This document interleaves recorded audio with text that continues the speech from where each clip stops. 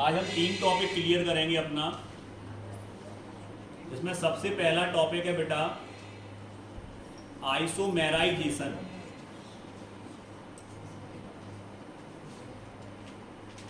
Simple है, सभी एक बार नहीं समझ में आ जाएंगे सबको अच्छे से। सबसे पहले हम बात करते हैं बेटा आइसोमेराइजेशन होता क्या है। तो आइसोमेराइजेशन के पहले हमें इसके बारे में पता होना चाहिए कि आइसोमर क्या होते हैं।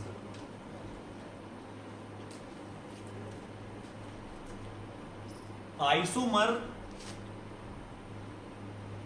वो होते हैं,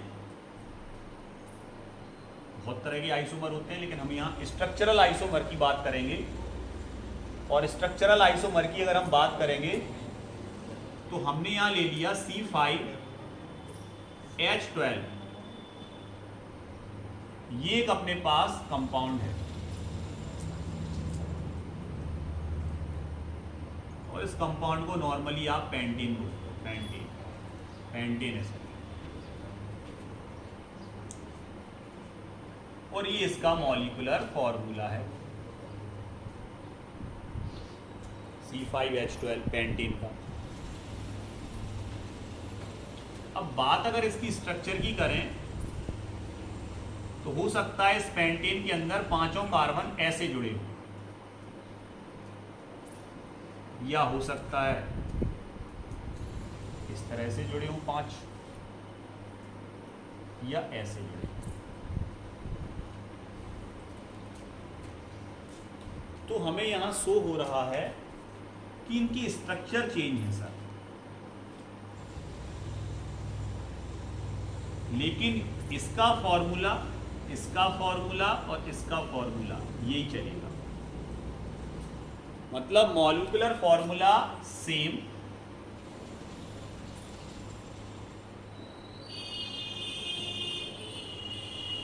but structural formula different. These compound are called isomer. ऐसे कंपाउंड आइसोमर कहलाते। अब चूंकि हम क्या पढ़ रहे, टॉपिक क्या चल रहा था हमारा, तो सर हमारा टॉपिक चल रहा था एल्कीन। तो ये भी तो पेंटीन ही है। पेंटीन किस में आता है? एल्कीन में। तो अगर हम आपसे ये कहें कि C5H12 के कितने आइसोमर बनेंगे, तो आप कहते हो इस तरह से बनेंगे 3। पहला ये बनेगा CH3 bond CH2 bond CH2 bond CH2 bond CH3। दूसरा ऐसा बनेगा sir 2CH3 CH CH2 CH3। तीसरा ऐसा बनेगा सर CH3 CH3 CH3 और CH3। सब में 12 हाइड्रोजन है, 5 कार्बन है सर। इसका नाम होगा नॉर्मल पेंटीन। नेम चेंज हो जाएगा। ये सर आइसो, ये वाली कंडीशन आइसो कहलाती है, आइसो पेंटीन। और ये वाली कंडीशन सर नियो कहलाती है। एक carbon directly attach to other 4 carbon, neo pentane. ये हो गए आपके आइसोमर। और आइसोमर जिस प्रोसेस के द्वारा बनते हैं उस प्रोसेस को क्या कहते हैं? Isomerisation. These process in which isomers form. जिस प्रोसेस के या जिस प्रक्रिया के द्वारा आइसोमर्स फॉर्म होंगे, निर्माण होगा उनका, वो प्रोसेस आपका आइसोमेराइजेशन कहलाता है। इसलिए इसमें लैंग्वेज कम लिखी है, लिखी ही ना हो, स्ट्रक्चर बने होंगे। देखो अपनी नोट्स में।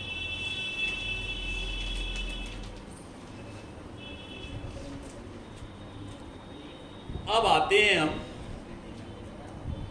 नेक्स्ट टॉपिक पे।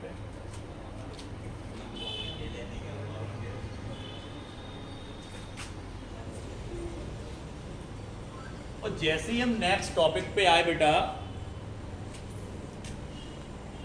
अब हम एक स्पेशल चीज पढ़ने जा रहे हैं जिसको हम बोलते हैं एरो में टाइजेशन। एरो में टाइजेशन।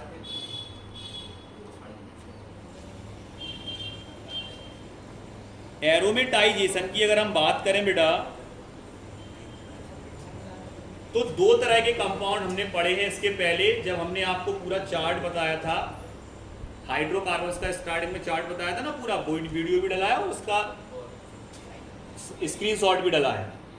उसमें सर हमने दो तरह के कंपाउंड पढ़े थे। एक पढ़ा था सर एलिफेटिक कंपाउंड और एक पढ़ा था सर साइक्लिक कंपाउंड। दो तरह के कंपाउंड पढ़े थे सर। एलिफेटिक में वो थे जो ओपन चेन होते हैं। ओपन चेन कैसे? Open chain. और एलिफेटिक में भी दो तरह के थे सर, सैचुरेटेड, अनसैचुरेटेड। तो यहां बात किसकी कर रहे हैं? तो यहां हम एलिफेटिक की बात तो कर रहे हैं, लेकिन कौन से एलिफेटिक की? सैचुरेटेड एलिफेटिक की बात कर रहे हैं, जिसमें कार्बन कार्बन के बीच सिंगल बॉन्ड होते हैं।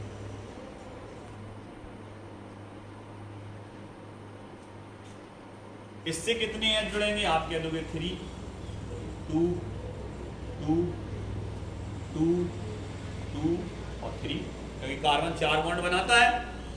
एक एक बॉन्ड सबका पहले से था, इससे 3 और बनेंगे, इसके 2 बनेंगे, क्योंकि आगे पीछे पहले बने थे इसके bond. 4 bond clear. Normal hexane, ये क्या है आपका बेटा? नॉर्मल हेक्सेन है ये। अब ये जो आपका नॉर्मल हेक्सेन है, इस नॉर्मल हेक्सेन के द्वारा हम रिएक्शन करा रहे हैं किसकी प्रेजेंस में? सर Cr2O3 भी ले सकते हैं, इसको बोलते हैं क्रोमियम ऑक्साइड। V2O5 भी ले सकते हैं, इसको बोलते हैं वेनेडियम पेंटा ऑक्साइड। और सर Mn2O3 भी ले सकते हैं, मैग्नीज ऑक्साइड। ये 3 तरह के ऑक्साइड यूज कर सकते हैं सर इस प्रोसेस में हम। और यहाँ पर टेम्परेचर आपको पता है कितना है? कितना है टेम्परेचर बेटा? टेम्परेचर कितना है इसमें? 713 केल्विन में, डिग्री सी में? केल्विन। प्रेशर है क्या? कितना है प्रेशर? 10 to 20 ATM, 10 से लेके 20 ATM प्रेशर। और इतना टेम्परेचर आपको इसके लिए इंक्लूड चाहिए। क्लियर? इंक्लूडिंग इतने टेम्परेचर और इतने प्रेशर पर, और ये इनमें से कोई भी एक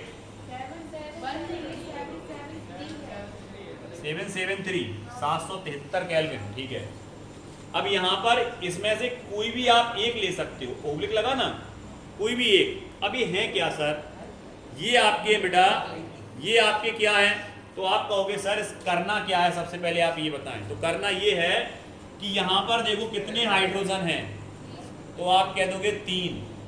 तो ये करते क्या है सर? ये करते हैं ऑक्सीडेशन, मतलब ऑक्सीजन प्रोवाइड कराते हैं। क्या कराते हैं? ऑक्सीजन प्रोवाइड कराते हैं, चाहे ये हो चाहे ये हो चाहे ये हो, ये ऑक्सीजन प्रोवाइड कराएंगे। तो अगर हम गौर करें तो यहां से देखो हमने एक एच हटाया, एक एच यहां से हटाया बेटा, और एक एच यहां से हटाया, तो एक बॉन्ड इसका खाली हो जाएगा? नहीं हो जाएगा। एक बॉन्ड यहां से खाली हो जाएगा क्योंकि एच हट गया, और एक बॉन्ड इसका खाली हो जाएगा क्योंकि यहां से भी एच हट गया। कितने एच हटे? यहां से क्या आएगा? इनमें से ऑक्सीजन, और क्या निकल जाएगा?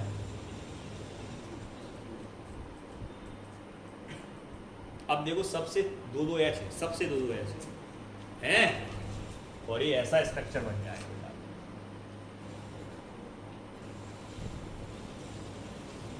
ये है सब कार्बन, और हर कार्बन से कितने कितने एच जुड़े बेटा? 2-2 एच।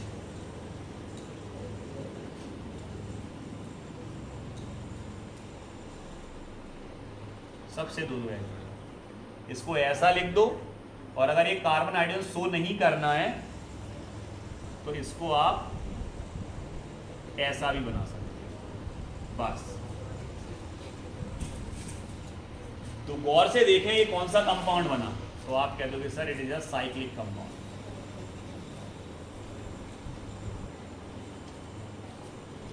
सर क्या डेफिनेशन हो जाएगी एरोमेटाइजेशन की?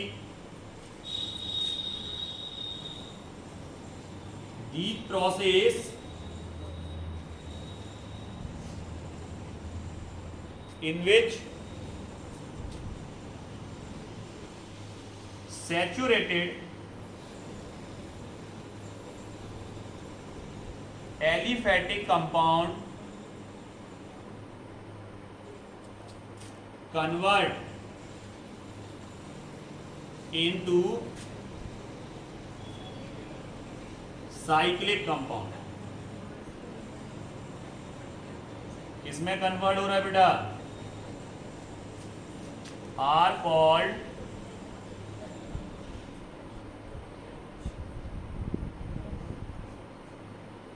aromatization.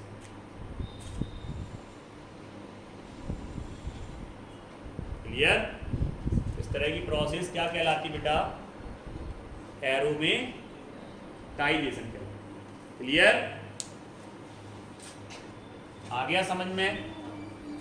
एग्जाम्पल अच्छे से समझ में आ गया कैसे बनता है? क्लियर? ये नहीं आई समझ में? तुमसे पूछ रहे राजकुमार, सबको आ गया? अब तो कर लोगे। अब लास्ट टॉपिक आपका एक रह गया, पायरोलाइसिस। अब बात करते हैं हम पायरोलाइसिस की। ऐसे ही समझाएंगे आराम आराम से, बोर्ड पे देखते रहना, सब समझ में आ जाएगा।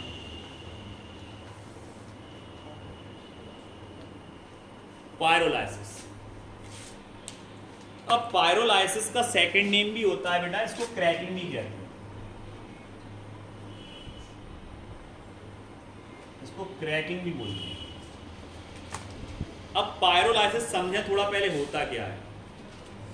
तो कोई भी एक कॉम्प्लेक्स कंपाउंड ले रहे हैं हमने ले लिया C8H18। चूंकि एल्कीन चल रहा तो एल्कीन से रिलेटेड ही चल रहा, it is a octane alkene. देखो वहां पे भी लिया था पेंटेन, हेक्सेन, जो भी अपन ले रहा है वो एन ही ले रहा है क्योंकि एल्केन चल रहा, टॉपिक ही एल्केन चल रहा। इसलिए क्रैकिंग भी समझाओगे तो एल्केन के थ्रू, पायरोलाइसिस भी समझाओगे, एरोमेटाइजेशन समझाओगे तो वो भी एल्केन के थ्रू, आइसोमेराइजेशन समझाओगे तो एल्केन के थ्रू एल्केन चलेगा। तो यहां पर हमने लिया ऑक्टेन और it is a complex compound है। ये कैसा कंपाउंड है बेटा? कैसा कंपाउंड है? कॉम्प्लेक्स कंपाउंड है। और इस कॉम्प्लेक्स कंपाउंड को हमने कर दिया गरम, हीट दे दी इसको। तो ये क्या क्या बना सकता है या किस किस में टूट सकता है? तो सर ये C4H10 बना सकता है, C4H8 बना सकता है सर, C6H14 बना सकता है सर, C2H4 बना सकता है sir, C4H10 plus C3H8 plus C, ये भी बन सकते हैं सर। ये C8H16 और प्लस में H2 भी बना सकता है। मतलब ये क्या दे रहा? तो गौर से देखें, इसमें से कोई भी ऐसा कंपाउंड नहीं है जो इस कंपाउंड के इक्वल हो। ये सब उससे छोटे ही हैं, देख लो चाहे, इवन ये भी, इसमें देखो 16 है, इसमें 18 है, ये सभी इससे छोटे हैं। मतलब कॉम्प्लेक्स कंपाउंड जब सिंपल कंपाउंड में टूटता है, ब्रेकिंग होती है। आ गया समझ में? मतलब complex compound converted into simple compound. तो इस तरह की प्रोसेस को हम क्या बोलते हैं? पायरोलाइसिस। पायरोलाइसिस में कॉम्प्लेक्स कंपाउंड सिंपल कंपाउंड बनाते हैं सर, टूट के। क्लियर? अब हम बात करते हैं इसकी, इस प्रोसेस के लिए क्या देना पड़ता है सर? इस प्रोसेस के लिए देना पड़ता है टेम्परेचर, हीट। तो फिर क्या कहेंगे इसको? इसको हम बोलेंगे, लिख दे रहा है, द प्रोसेस इन विच, यहां से लिख दे रहा है, the process in which complex compound, the process in which complex compound convert into किसमें? Simple compound.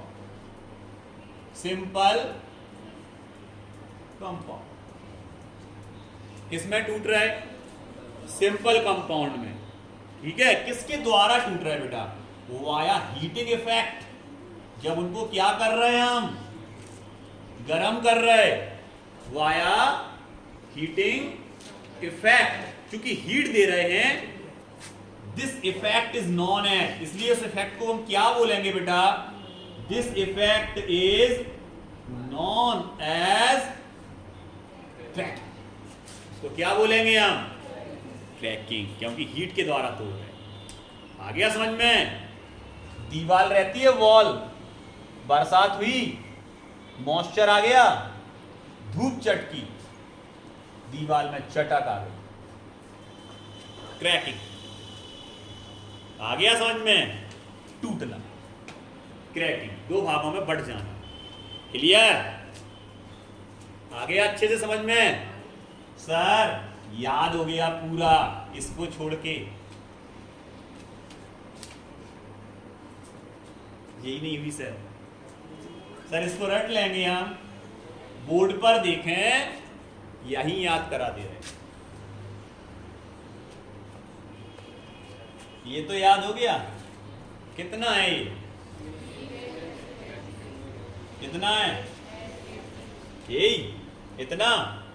नंबर देखो जरा गौर से, ये नंबर याद हो गया?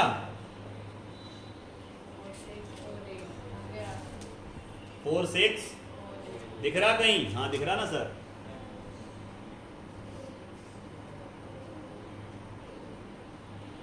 हाँ दिख रहा सर, दिख रहा था सब में, दिख रहा था। यहां देखो ये क्या है तो समझो पहले, ये एल्केन है, क्योंकि देखो 4 का डबल फिर +2 है। ये कितना है? ये भी एल्केन है, डबल +2। ये एल्केन नहीं है, नहीं ये भी एल्केन ही है, देखो डबल +2। इसमें कितना था? 8 16। ये एल्केन नहीं है, एल्कीन है, जस्ट डबल। चलो जल्दी बताओ, ये वाला क्या था? एल्केन का फॉर्मूला आता है double plus two, only double. Clear? इधर आप ये याद नहीं करना है, ये याद नहीं करना है, ये याद नहीं करना है। अच्छा सर याद हुआ है? ये तो याद है, तुम्हें अभी बता देंगे कैसे।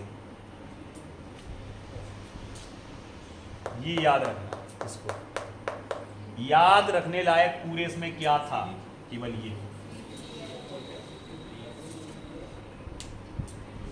ये याद रखना। तीसरे नंबर पे 3 कार्बन, देखो पहला दूसरा तीसरा, थर्ड पे 3 कार्बन, और एल्केन ही इसमें है। देखो अब अगर हम इसको फिनिश कर दें और आपसे कहीं याद हो गए तो आप कहोगे हाँ बना दे रहे हैं हम। Sir C4 C6 C4 C8। Sir ये एल्कीन था तो 16 लगाओ इसमें, जस्ट डबल। सर इसमें 10, सर इसमें 12, सॉरी 14, 6 12 तो 14, और इसमें 10। क्लियर? प्लस प्लस प्लस और प्लस। इधर आओ, इस पे आओ सीधे। सर C3H8 और प्लस में C। क्लियर? अब सर यहाँ के कैसे पता करेंगे? बस इसको माइनस करना है इसमें से, तो जो बचे वो लिखना है। सर 4 और 4 बचे, सर 8 बचे। सर इधर 6 2 बचे सर 14 4 बचे सर। यहाँ पर सर 8 और 8 बराबर 16, H2 बचा बस। याद, क्लियर, आ गया समझ में? अभी तुम याद करते तो रटते और भूलते, और तुमको जितना टाइम लगता है उससे हम बहुत कम समय में इसको याद कर देते हैं। क्लियर, याद हो गया? तो आज आपने क्या क्या पढ़ लिया? सर आइसोमेराइजेशन, फिर क्या पढ़ा? सर एरोमेटाइजेशन, फिर क्या पढ़ा? Sir pyrolysis.